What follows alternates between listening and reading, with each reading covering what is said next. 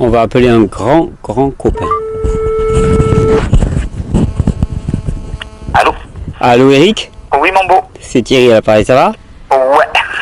Bon, écoute Eric, j'ai branché la caméra. Oui. Je t'appelle, je te présente un petit peu pour les gens qui vont découvrir cette vidéo. J'appelle là actuellement un très bon ami qui s'appelle Eric Escoffier. Je vous en ai parlé déjà un petit peu dans les vidéos. Il est formateur en... Alors, tu aimes pas dire permaculture. Comment tu appelles tes modules exactement? Si, je dis permaculture et système de culture régénératif. Ouais, régénératif. Système de culture régénératif. C'est-à-dire que tu expliques que finalement les systèmes de culture actuels sont plutôt dégénératifs et qu'il s'agit de rétablir un chemin inverse pour aller vers la régénération des espaces, des biotopes finalement.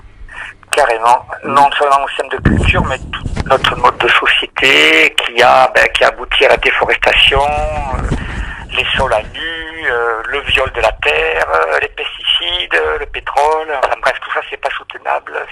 On n'a plus de biomasse, on n'a plus de fertilité, on n'a plus de carbone, et c'est un peu le choix du feu ou le choix du minéral finalement, depuis 10 000 ans au moins. Ouais. Et dis-moi, parce que ce terme de permaculture là actuellement, il tourne beaucoup, hein. C'est un terme un peu glamour actuellement.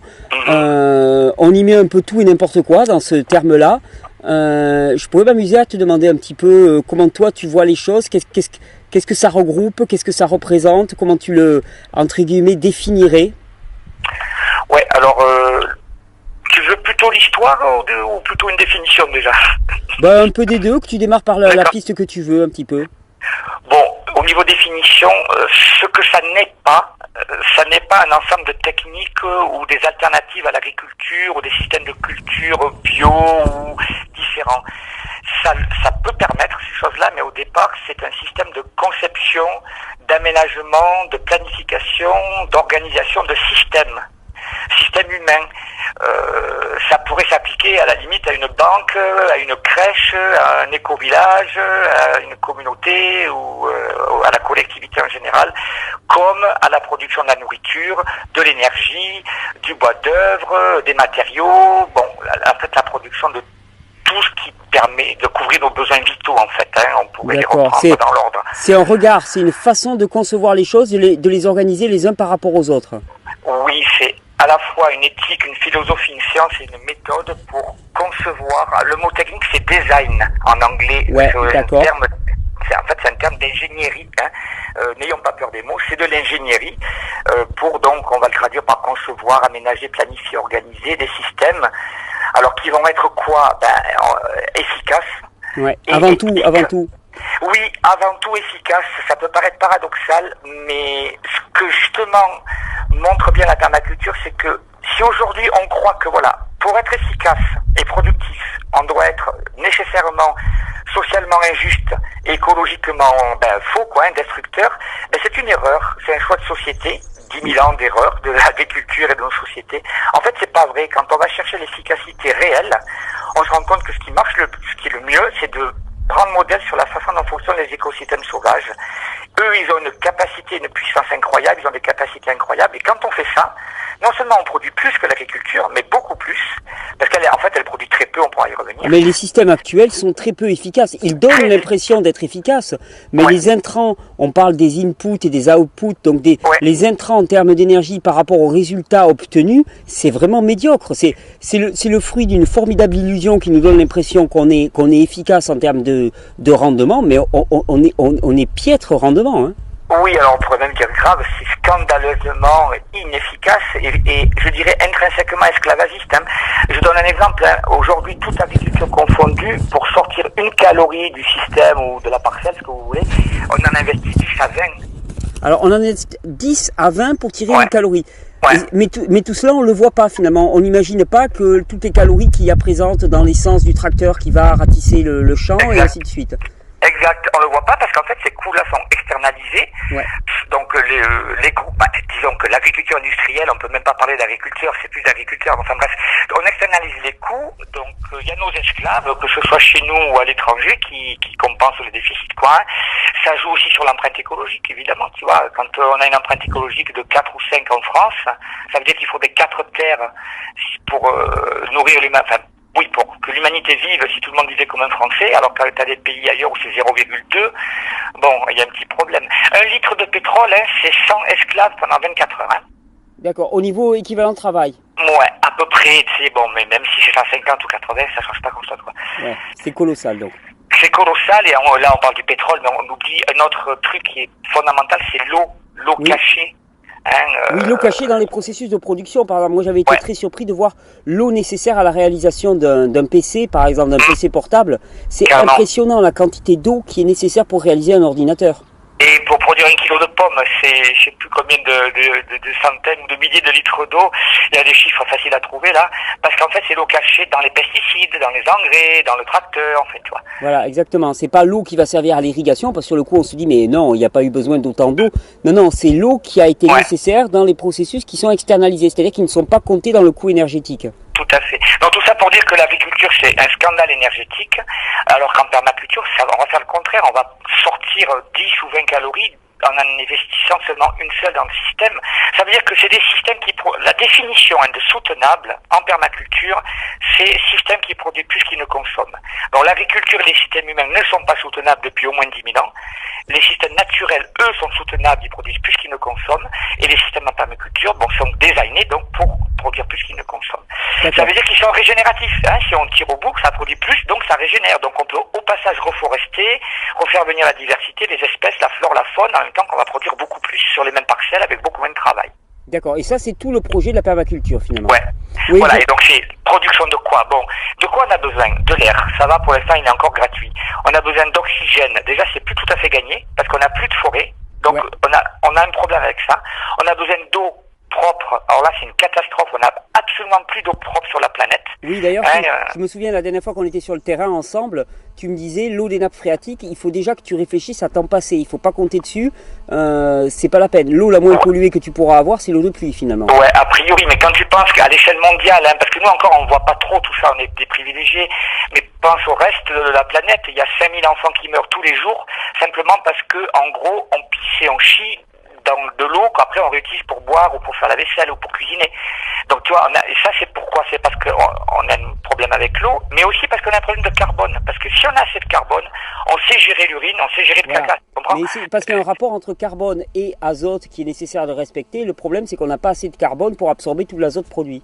Alors ça c'est le problème fondamental pour l'urine, qui est très azotée. Pour les fesses, pour le caca, c'est pas tellement une question de taux d'azote, mais sans carbone, on gère pas les micro-organismes, on génère des eaux noires, c'est-à-dire qu'en fait on chie dans l'eau clairement, où il y a de l'eau qui se mélange avec, et du coup ça c'est juste ingérable.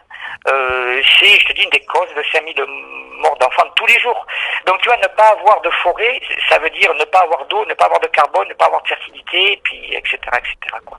Donc régénérer c'est important, régénérer nos moyens de produire donc notre nourriture, notre eau, nos médicaments, notre énergie, évidemment. On va pas éternellement compter sur des énergies ou nucléaires ou fossiles qui sont pas soutenables. Le matériau d'œuvre, on va pas passer sa vie à dépendre du plastique, un jour c'est plus possible.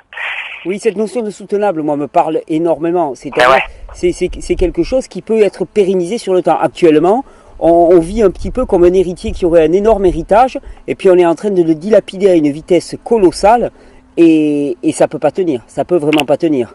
Carrément. De toute façon, encore une fois, soutenable, si tu regardes bien, énergétiquement, c'est synonyme de régénératif.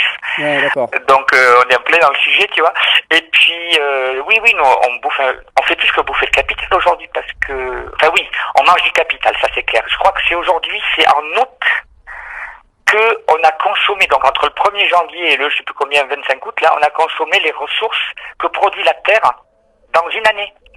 Donc on est bien en train, le reste de l'année, les septembre, octobre, novembre, de manger le capital. Je dis août, mais je sais pas, c'est même pas plus tôt, mais je crois que c'est juin, depuis un an ou deux, là, tu vois. D'accord. Et donc non seulement on mange le capital, on mange donc les ressources des générations futures, donc il n'y a aucune responsabilité transgénérationnelle là-dedans, et en plus on mange les ressources qui appartiennent aux Africains, aux Haïtiens, ou tout ce que tu veux, parce que nous on a une empreinte écologique de 4, 5, 6, et eux de 0,2, 0,4, quoi, tu vois. Donc on bouffe leurs ressources. Oui, il y a encore des populations sur la planète qui sont dans un modèle soutenable?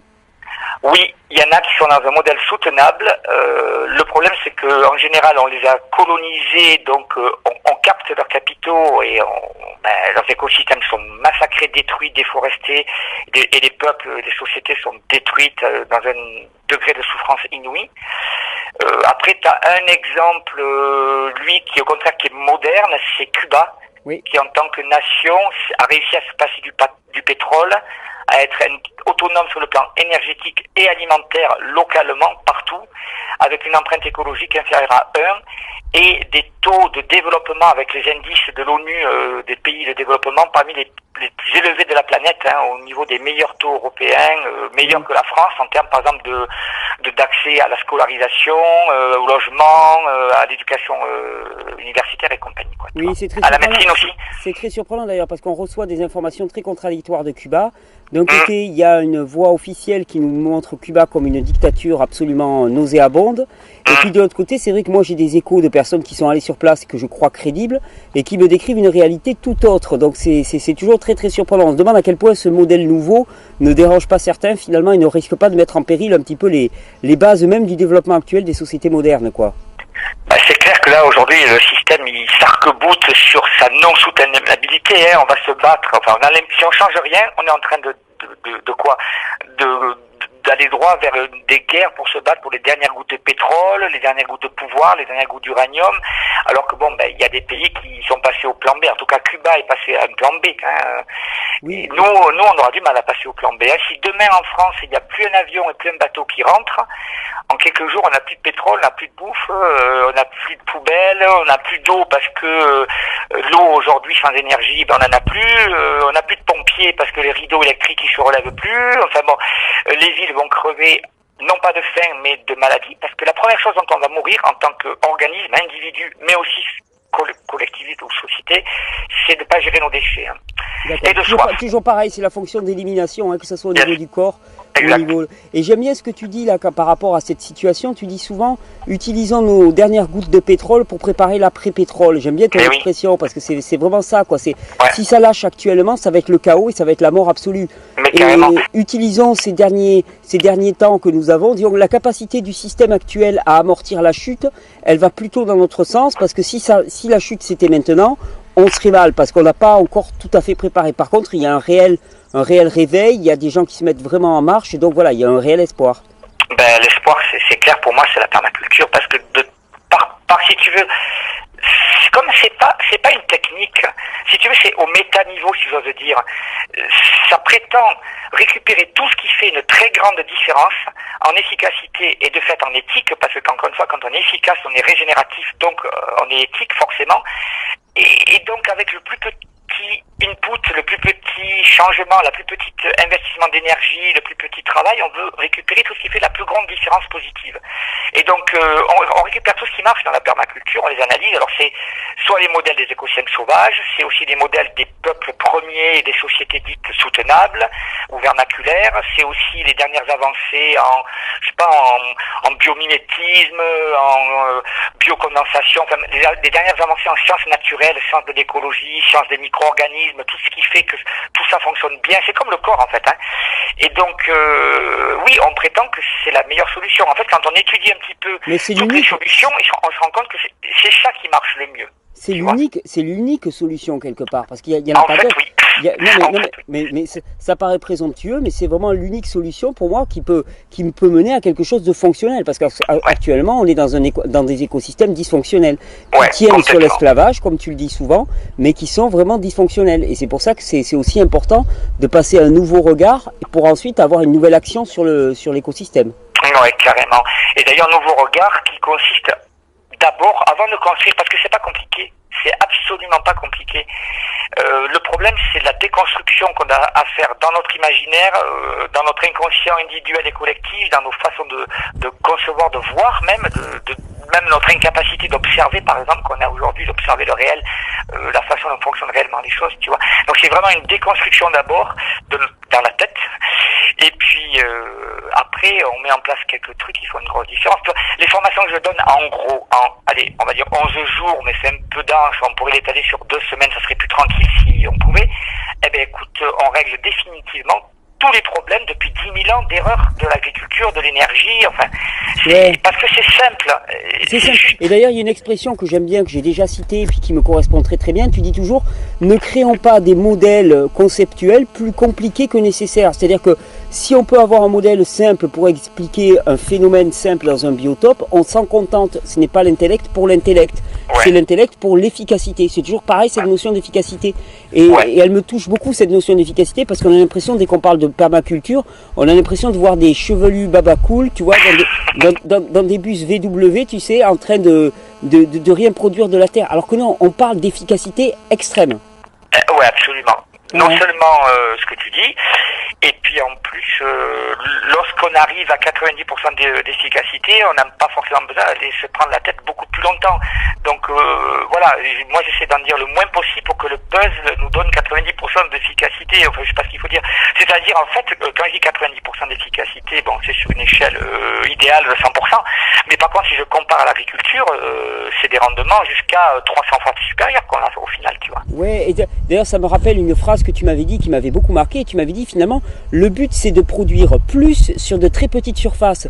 Parce que comme ça, les besoins humains, on les réduit au maximum, et il reste beaucoup plus de place pour tout le reste, c'est-à-dire les animaux, la nature. On croit qu'il n'y a que l'humain qui doit se nourrir sur cette terre, et finalement, le but, c'est de minimiser les surfaces agricoles nécessaires pour nous nourrir tous, de manière à ce que la nature sauvage ait beaucoup plus de place pour elle. Quelque part, le but caché ou même pas caché de la permaculture, c'est ça, c'est de réduire l'homme à sa place, quoi, de ramener l'homme à sa place. Ouais, et ça, tu vois, le ramener à sa place, c'est marrant, c'est lui redonner toute sa place.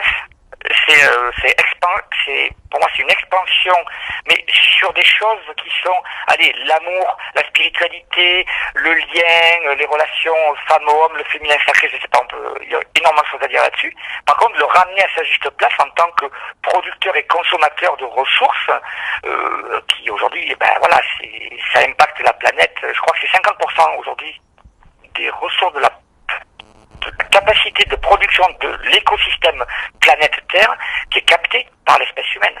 Ouais, d'accord. Donc on a un gros problème matériel, énergétique, et on a une grosse faiblesse spirituelle et dans l'amour, tu vois. Oui, on prend plus de la moitié des ressources disponibles, alors que finalement, on est une part congrue des espèces vivantes sur la planète. Ouais, mais je sais plus sûr du chiffre, mais c'était juste énorme. Même si c'est 30, je sais plus si c'est 30 ou plus de 50. Enfin, en fait, on est un prédateur colossal, quoi. On est un prédateur universel de tous les systèmes, de tous les écosystèmes, de toutes les espèces de la planète. La planète est en train de mourir de l'humanité. Aujourd'hui, on est la maladie de la planète. Alors, est-ce que c'est ça qu'on veut être, quoi? Et nos enfants, est-ce que c'est ça qu'on veut qu'ils soient, tu vois?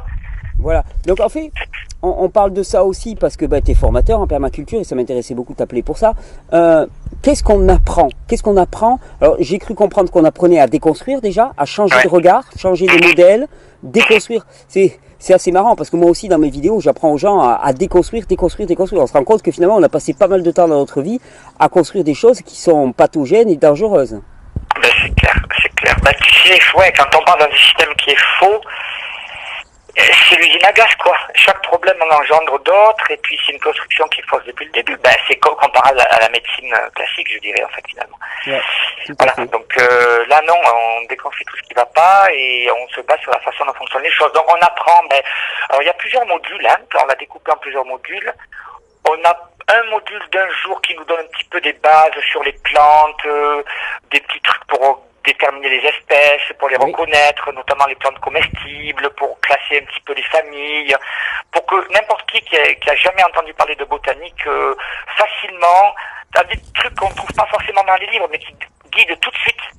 Et puis après on sort, on va manger un peu des plantes sauvages dehors, on va voir un peu les arbres qu'on peut greffer, les arboutis de banque, etc. Donc c'est un peu une initiation de base sur les plantes, parce qu'en fait on s'en servira tout le temps derrière dans la formation. On a besoin des plantes, hein. Ce sont les plantes qui fabriquent l'énergie et la nourriture pour les animaux et pour les humains quand même. Hein. Donc encore une fois, si on n'a pas d'arbres et pas de forêt et pas de plantes, on n'a aucun espoir, quoi. Donc ça c'est le module 1, on va dire. On a un autre module ensuite de 2 jours et demi, idéalement on va dire, qui présente ce que c'est que la permaculture. Donc tu vois, on en a un petit peu parlé, il y a quand même beaucoup de choses à dire. Je vais peut-être pas trop revenir dessus, ce que ça n'est pas, ce que ça est, et puis des des clés. Hein. On va parler de clés comme la lumière, l'eau, la pente, l'érosion, les structures de gestion de l'eau dans le paysage, les courbes de niveau, parce que tout ça c'est vital hein, pour un écosystème. Les microclimats, voilà, des choses comme ça, des choses qui font une grande différence en fait. Hein. Alors c'est concret, c'est à la fois assez général, assez concret et fondamental. D'accord. Et au fur et à mesure, on avance du plus général ou des principes les plus fondamentaux vers des choses de plus en plus détaillées. On va s'approcher des stratégies. Donc ça, c'est plutôt le module d'après, qui lui s'appelle système de culture régénératif. Donc pour dire, voilà, on arrête avec l'agriculture, on n'emploie plus le mot agriculture, hein, on ne cultive plus un champ, à guerre c'est un champ, on ne cultive plus des espaces massacrés, à nu, violés, déforestés, tout ce qu'on veut. On cultive un écosystème tridimensionnel, multi-étagé, densifié, diversifié, qui produit beaucoup, qui n'est pas malade, jamais, qui est résilient. Donc voilà, moi j'appelle ça des systèmes de culture régénératifs. Et là, pareil, on va du plus général vers le plus particulier, donc c'est un module quand même de 4 jours et demi. Ouais, qui est dense, hein, qui est magnifique d'ailleurs. Hein.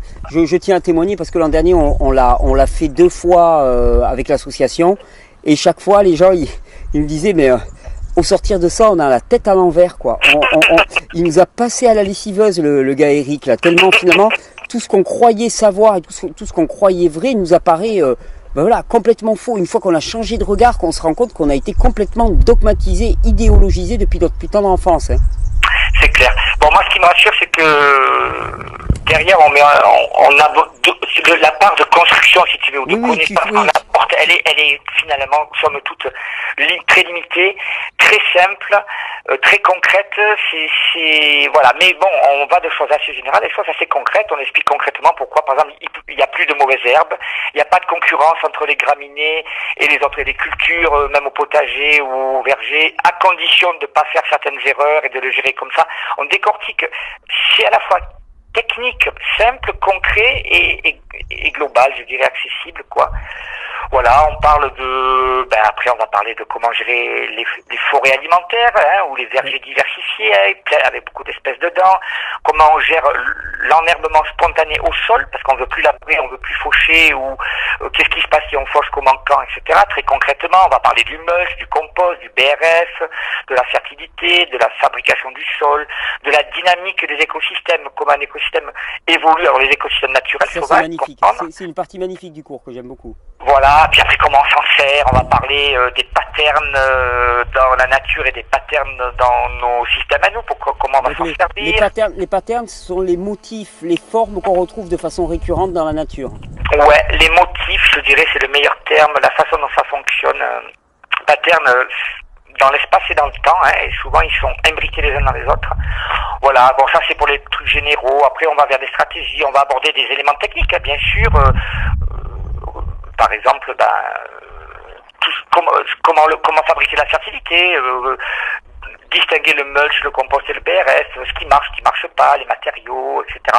Et puis on a les espèces rares et sous-utilisées, notamment les espèces fruitières, méconnues. Oui, en plus les espèces fruitières, parce qu'il faut le dire quand même, tu es crudivore de très longue date, donc c'est un peu orienté quand même vers des systèmes de production apte aux crudivores. Voilà, tu vas pas faire l'apologie de la culture céréalière alors que finalement t'es toi-même opposé à l'utilisation des céréales.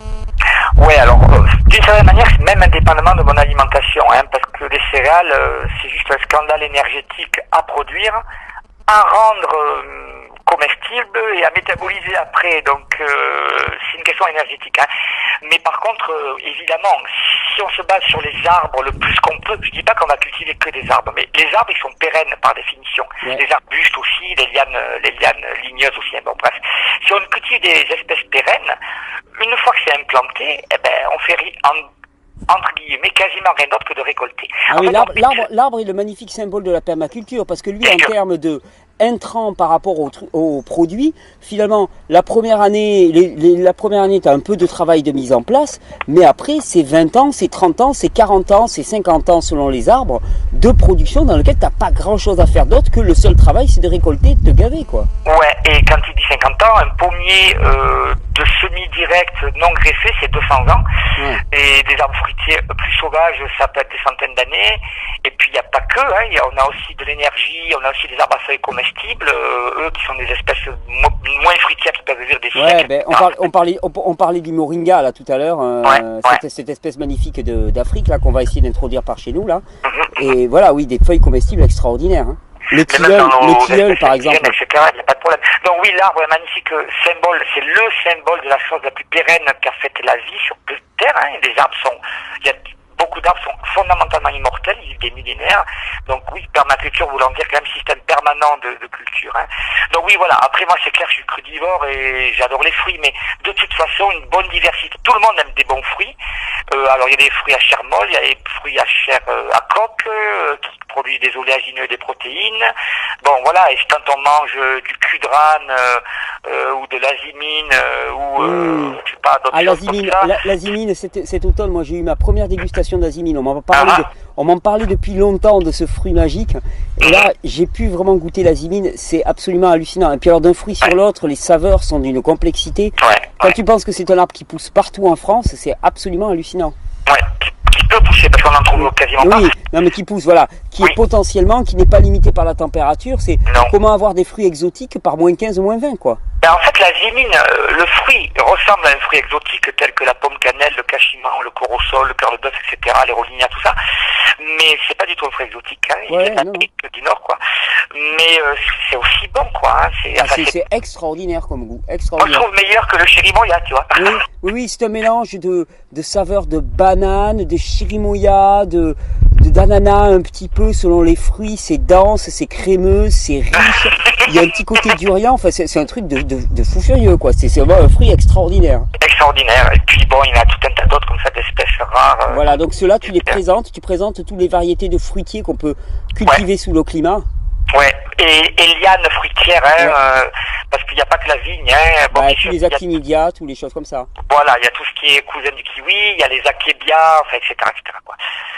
Donc, il y a toute cette partie-là. Et puis après, on a un module d'une journée qui est intéressant, que j'appelle analyse de site, analyse des ressources naturelles, et orientation pour le design au sens de la permaculture, donc pour la conception, la planification d'un système. Ouais.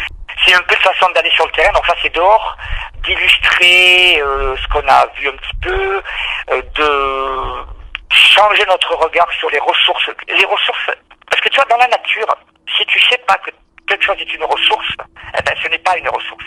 Que ce soit que le climat, que des choses, tu sais pas qu'elles sont comestibles, c'est pas une ressource. Et ça, au contraire, alors ça devient un produit toxique puisqu'il faut ensuite le retraiter. C'est-à-dire que tout produit qui n'est pas utilisé par le système devient un déchet finalement. Ouais, mais bon, disons qu'une plante, oui, non, mais c'est vrai que les gens c'est vertueux à arracher les mauvaises herbes alors que ce sont d'excellentes comestibles, bien plus nutritives et productives que les plantes du potager au final, tu vois. Alors je dis pas qu'il faut pas faire du potager, mais bon, il faut faire aussi cette chose-là.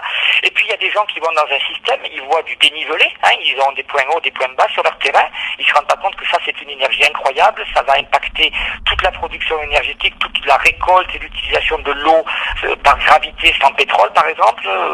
Alors, c'est quoi les ressources d'un système? Elles sont dans les hydrates de carbone, elles sont dans le bois, elles sont dans les feuilles, elles sont dans les fruits, elles sont dans le sol, elles sont dans la pente, elles sont dans l'orientation, elles sont dans le soleil, elles sont dans tout ça, dans les bâtiments. Donc voilà, c'est ça, changer notre vision des ressources. Il y a une phrase que j'aime bien, qu'on dit souvent en permaculture, on dit le problème c'est la solution. C'est-à-dire que ce qui dans l'ancien regard nous paraissait un problème, c'est-à-dire il y a de la pente sur le terrain, il y a là. Non, là en permaculture, on tourne ce qui était une entrave, on le tourne en avantage, c'est-à-dire qu'on va dire, voilà, comment est-ce qu'on va pouvoir tirer parti de cette situation pour en tirer le meilleur quelque part. Ouais, exactement, et on peut décliner ça en permanence. Ce qui est intéressant, c'est que lorsqu'on fait le module d'avant, là, celui de 4 jours et demi, les systèmes régénératifs, et puis même celui encore avant, la présentation de la permaculture, on parle des principes. Il y a, on va dire une vingtaine de principes universellement vrais, partout et en tout temps. Quand on les articule, on les combine, on les illustre, c'est vraiment très intéressant. Dans cette histoire de les problèmes sont des solutions, par exemple, oui, toute ressource peut travailler négativement ou positivement. Par exemple, l'eau, en général, aujourd'hui, c'est des inondations, c'est de l'érosion, c'est des catastrophes. Alors que l'eau peut être une ressource. Donc et ressources énergétiques colossales, enfin voilà, et puis, croissance.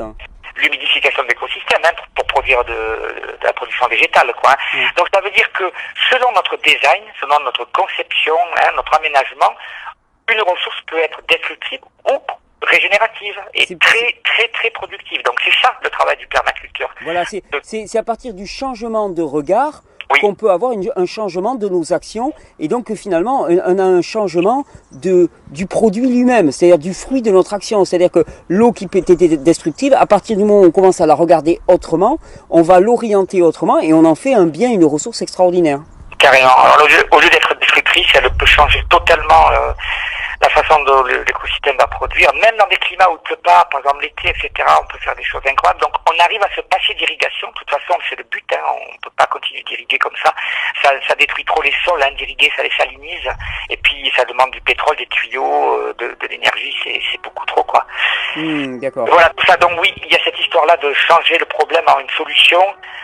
Et bon, les mauvaises herbes, par exemple, les déchets qui deviennent des ressources, etc., quoi. Voilà, et donc tout ça, en fait, ça dure 11 jours à peu près, c'est ça? Ouais, là on arrive à une petite dizaine de jours, et après il reste les 2 jours de potager sur but pérenne. Ouais. Voilà. Donc j'insiste beaucoup qu'on n'aurait peut-être pas besoin de faire du potager et on aurait tout intérêt à exploiter. Je suis tout à fait d'accord avec toi. Moi j'ai toujours tendance à dire on plante des arbres et on laisse les salades, les verdures sauvages se développer spontanément et comme ça c'est zéro travail parce que le potager c'est quand même un dur labeur renouvelé tous les ans. Ben voilà, alors c'est ça, c'est que si on fait ce que j'appelle des systèmes de non-culture ou de semi-culture où on favorise dans certaines parcelles la production d'herbacées comestibles, donc des salades sauvages et tutti quanti, puis des médicinales, tout autant que des arbres, enfin aussi ces choses-là qui sont, on va dire, donc les équivalents sauvages de nos potagères en fait. Hein. Donc déjà, on a fait un gros gain d'efficacité. Ensuite, ce que je dis, c'est que si on veut vraiment faire du potager, et on peut aimer manger des tomates en été, il n'y a pas pas d'idéologie derrière. Je t'ai vu à manger des pleines cagettes, donc je sais très bien que il n'y a aucun problème de ce côté-là. Voilà, mais par contre, il faut savoir ce que ça coûte. Et très sincèrement, si je devais les produire moi-même, parce que dans le cas que je les avais achetés, je t'assure que j'en mangerais pas comme ça, quoi. Ouais. Justement, ça, c'est prendre conscience énergétiquement que les céréales, en gros, on peut oublier, et le potager classicos, comme on le pense, ça marche pas quand même, globalement. Par contre, maintenant, si on veut vraiment faire du potager, des espèces potagères, ok, mais alors, sachant ce que ça nous coûte et optimisons à mort la façon de faire pour que ça devienne productif, soutenable, pérenne, sans concurrence, sans désherbage aucun, sans besoin d'irrigation, dans tous les climats, et extrêmement productif, etc. Sinon, et puis pas de maladie, aucune maladie. Hein, pas de avec des systèmes en équilibre. Donc ce que tu apprends dans les 2 derniers jours finalement. Oui, ça c'est les 2 derniers jours. Donc on a un jour de théorie spécifique au potager sur but pérenne qui utilise tout ce qu'on a vu avant, parce que c'est encore plus dans le détail si tu veux. Et puis on a une journée concrète, pratique sur le terrain où on va faire des buts en expliquant quel type de but, parce qu'il y a tout un tas de types de buts différents. On explique surtout pourquoi. C'est pas dire, voilà, moi les techniques, je les présente jamais comme, voilà, c'est ça qu'il faut faire. D'abord en amont, il y a des principes. Ouais.